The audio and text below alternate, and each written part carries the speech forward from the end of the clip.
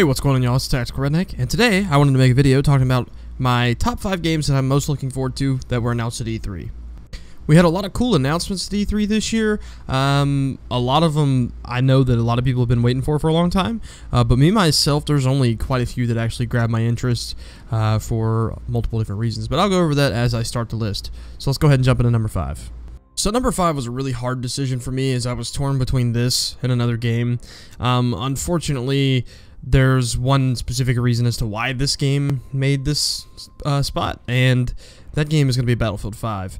Now, as much as I love Battlefield, and I honestly can say I am excited that they're going back to World War II, I just can't get on board the whole social justice warrior, pandering to minorities type thing. Like, I don't like it. I think if you're going to do a game in a specific era, especially one such as World War II where millions and millions and millions of people died, at least try and get it right.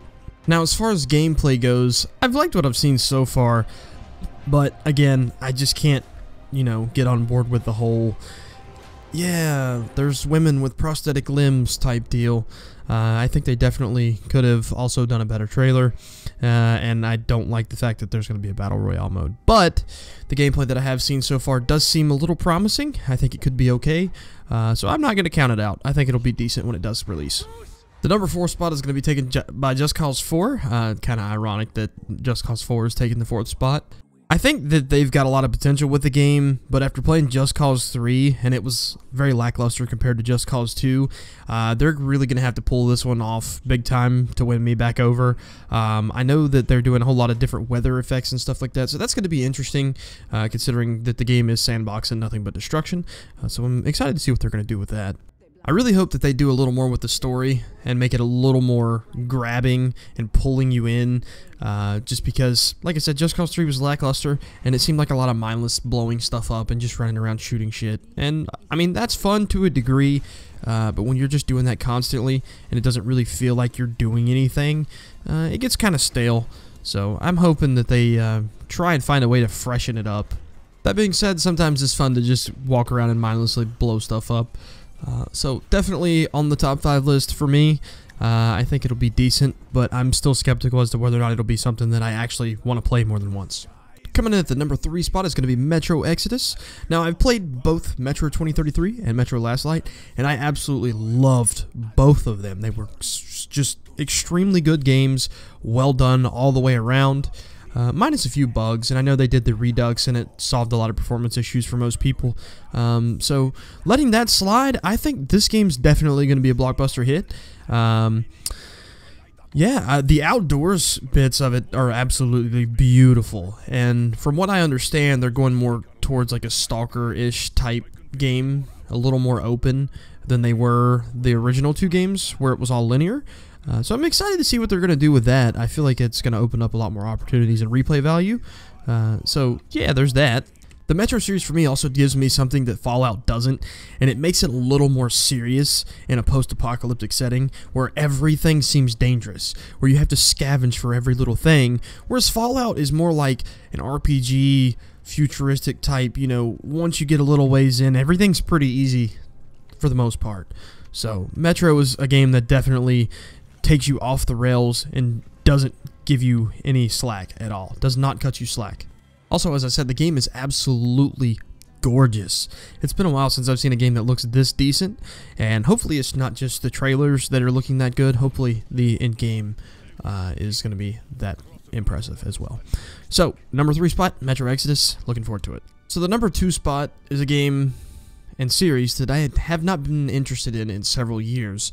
It seemed to move away from what it originally was, and I just lost interest over time. It became more casual, tried to appeal to Call of Duty players and the such, and this game so far seems to possibly be going back to its roots. This game is Halo Infinite. Now, even though we haven't really gotten any gameplay footage to my knowledge, the game looks, from what I've seen, really great, and I can honestly say that every Halo game I've ever played hasn't really looked bad, and it's always ran very well. The one thing for me that's going to set this game back out of the number 1 spot is the fact that Microsoft keeps continuing to put shit onto their Microsoft Store, which I absolutely hate because it's garbage, just like Uplay and just like Origin. and instead of going to Steam, they keep trying to do their own thing, where I honestly think everybody should just go to Steam because it's there, it's nice, it works, and it's just nice. So, I don't know. Microsoft Store, don't like it. But again, the win for me is the fact that it seems to be going back to its roots. If you think back to the early days of Halo, Halo 1, Halo 2, and even Halo 3, maybe a little bit of Reach, you had really wide open, beautiful environments. Hell, even Halo 1 at the time looked really impressive, and it ran very well. And this game seems to be returning to that, and I'm looking forward to see what the gameplay is going to look like. Hopefully it's more traditional Halo, and not Halo 4's Call of Duty style gameplay where the time to kill is really small. But definitely keeping this one on my radar. I'm super excited for it, and I haven't really been excited for a Halo game in quite a while. And now for the #1 spot, even though the only announcement that we really got was some mountains, and that's about it. And this game is a game series that I have only played one out of the entire series. But I remember the day that it came out like the back of my hand, 11/11/11. That game is The Elder Scrolls V Skyrim. I have so many damn hours in this game, it's not even funny. I've purchased it on multiple consoles, PC, and every single time I play it, it doesn't feel like the same game.